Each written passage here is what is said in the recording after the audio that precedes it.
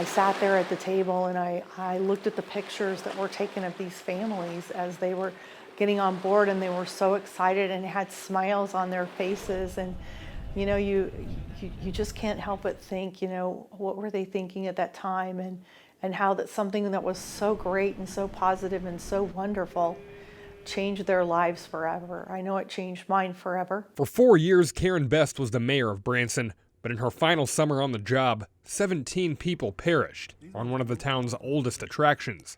Best says everyone needed time to process things, as many city officials interacted directly with victims' families on that night. All of the staff that was so closely involved in the process, I asked them to take 24 hours and just decompress, just whatever that meant for them. I'm not a person that writes things down, but I actually took 24 hours and I took time to journal the events. Turned out to be a 16 or 17 page journal. I cried that day a lot. It became one of the toughest days in the careers of many nurses at Cox Hospital, especially those in the pediatric wing like Jessica Moser. It was a night that humans did everything in their power to save the lives of other humans. I think that it actually is okay for our patients, whether they're children or adults, to see that we're human, and it helps them to trust us, to know that we're not just robots. So I did cry several times throughout that day. There was a lot of emotion. In the aftermath of the tragedy, Vice President of Clinical Services Lynn Yaggy says the mental health of the medical team was a priority for Cox Health.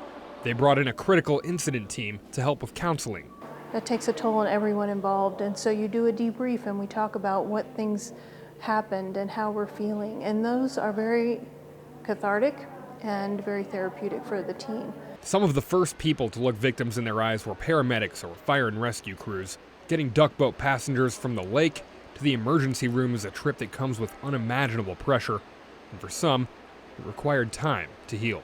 It was an opportunity to say whatever you needed to say, get it off your chest, talk to the other people that were there that, you know, experienced it with you, cry together if you need to, anything you need to do to make it better. And then past that, we have counselors through our employee assistance program that we helped our crews out with. We made sure we got them in with those professional counselors. Western Taney County Fire Chief Chris Burnt says many first responders fought the feeling of helplessness, and the need for further trauma therapy in general is crucial. And there were some local people that really bent over backwards to help with that. But true trauma counseling is really missing.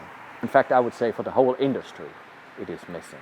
We got some, but I would not say that we got plenty, and I'm not even sure that we got enough. Going forward, the healing process is something that people are taking day by day.